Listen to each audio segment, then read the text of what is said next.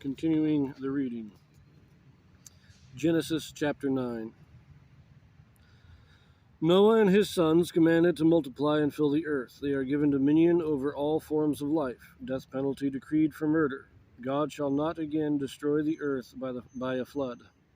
Canaan cursed, Shem and Japheth blessed. And God blessed Noah and his sons, and said unto them, Be fruitful and multiply, and replenish the earth. And the fear of you and the dread of you shall be upon every beast of the earth, and upon every fowl of the air, upon all that moveth upon the earth, and upon all the fishes of the sea. Into your hand are they delivered. Every moving thing that liveth shall be meat for you, even as the green herb have I given you all things. Now that's an interesting thing here, because they're saying animals fear man, and in general, there are very few animals that will attack men. There are some, they can be taught to attack men, but there's very few that will attack men unless they are desperate or trained. So, okay, now the next few verses we have a Joseph Smith translation for, but let's read the Genesis first. But flesh with the life thereof, which is the blood thereof, shall ye not eat, and surely your blood of your lives will I require. At the hand of every beast will I require it, and at the hand of man, at the hand of every man's brother will I require the life of man.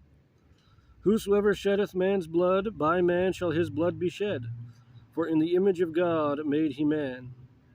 And you, be ye fruitful, and multiply, bring forth abundantly in the earth, and multiply therein.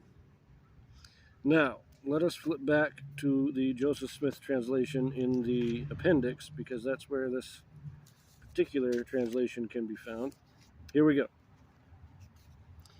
This is apparently verses 10 through 14, although Genesis it's 4 through 7.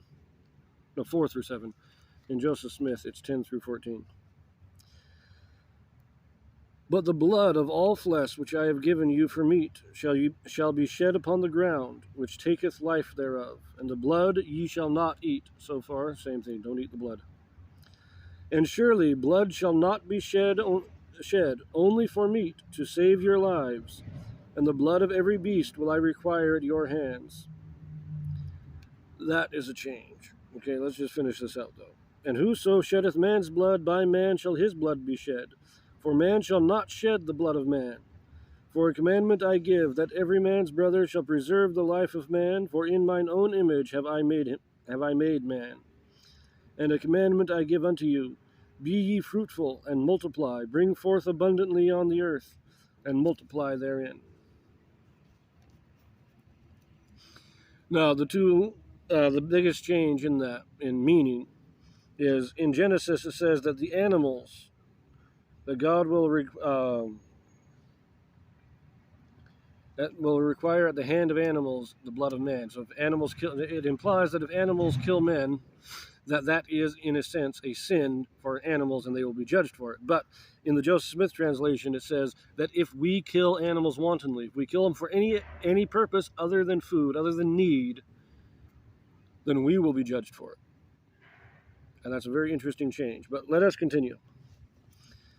And God spake unto Noah and to his sons with him, saying, And I, behold, I establish my covenant with you, and with your seed after you. Joseph Smith translation on this one too. And I, behold, I will establish my covenant with you, which I made unto your father Enoch concerning your seed after you. A call back to Enoch. And with every living creature that is with you, of the fowl, of the cattle, and of every beast of the earth with you, from all that go out of the ark to every beast of the earth. And I will establish my covenant with you. Neither shall all flesh be cut off any more by the waters of a flood, neither shall there any more be a flood to destroy the earth. And then Joseph Smith tacks on to the end of that verse. And I will establish my covenant with you, which I made unto Enoch concerning the remnants of your posterity. So again, this is a continuation of the covenant. It's not a new covenant exactly, it's a continuation of the old covenant, but renewed with Noah. And God said, this is the token of the covenant which I make between me and you and every living creature that is with you for perpetual generations. I do set my bow in the cloud, and it shall be for a token of a covenant between me and the earth, and it shall come to pass when I bring a cloud over the earth that the bow shall be seen in the cloud. And I will remember my covenant which is between me and you and every living creature of all flesh, and the waters shall no more become a flood to destroy all flesh. Now there's also a Joseph Smith translation here on this verse 15. So let us read this. Read the verse over. It says, "And I will remember my covenant, which I have made between me and you for every living creature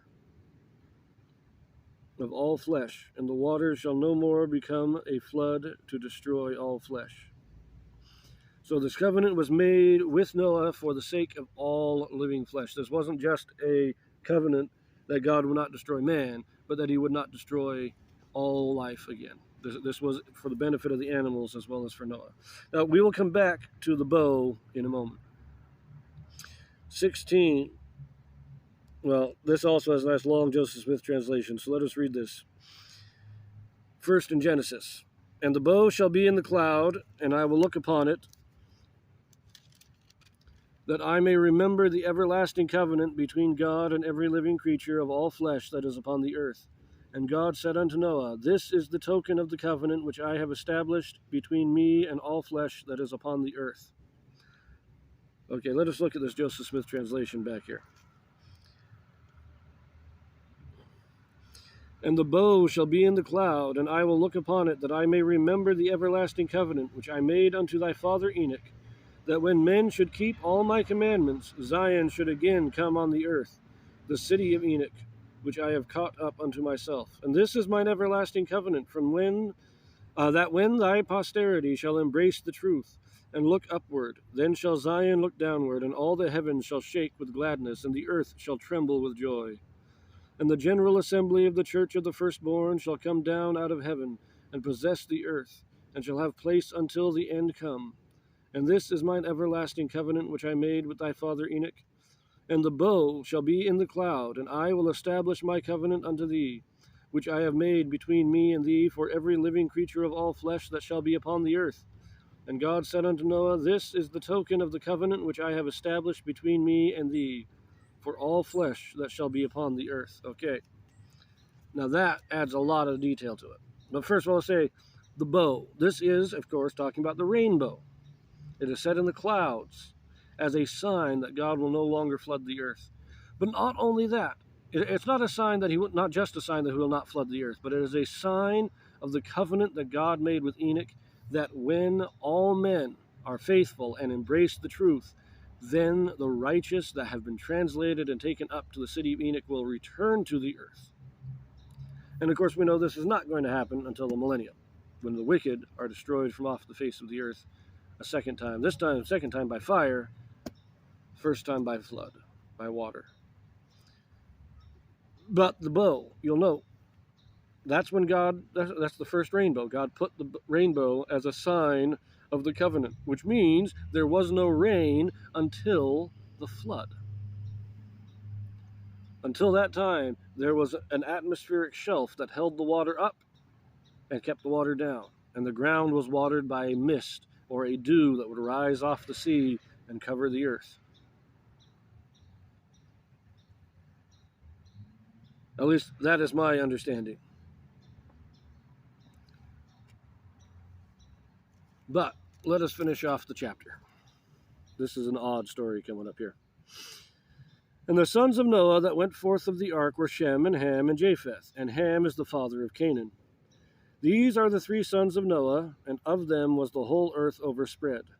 And Noah began to be an husbandman, and he planted a vineyard, and he drank of the wine, and was drunken, and he was uncovered within his tent. And Ham, the father of Canaan, saw the nakedness of his father, and told his 2 brethren without. And Shem and Japheth took a garment, and laid it upon both their shoulders, and went backward, and covered the nakedness of their father, and their faces were backward, and they saw not their father's nakedness. And Noah awoke from his wine, and knew what his younger son had done unto him. And he said, Cursed be Canaan, a servant of servants shall he be unto his brethren. And he said, Blessed be the Lord God of Shem, and Canaan shall be his servant. And then a Joseph Smith translation tacked onto the end of verse 26. And a veil of darkness shall cover him, that he shall be known among all men. Then continuing in Genesis, God shall enlarge Japheth, and he shall dwell in the tents of Shem, and Canaan shall be his servant. And Noah lived after the flood 350 years, and all the days of Noah were 950 years, and he died. A brief note on this story. I was always puzzled why it was that if Ham was the one that committed the act, why was his son the one cursed? Joseph Smith actually explained this. You can read it in the Teachings of the Prophet Joseph Smith as compiled by Joseph F. Smith. But what Joseph Smith explained was that Canaan, the son of Ham, accused Noah of being a fallen prophet because he had gotten drunk. And it was because of that accusation that Canaan was cursed rather than Ham. But note, the veil of darkness covers Canaan, that he shall be known. This was not just him acting less faithful, like some people want to say. No, this was a physical sign. He had black skin, which set him apart. People could tell Canaan and his descendants because they were black. But I will end that here. But apparently my remote is not working, so we will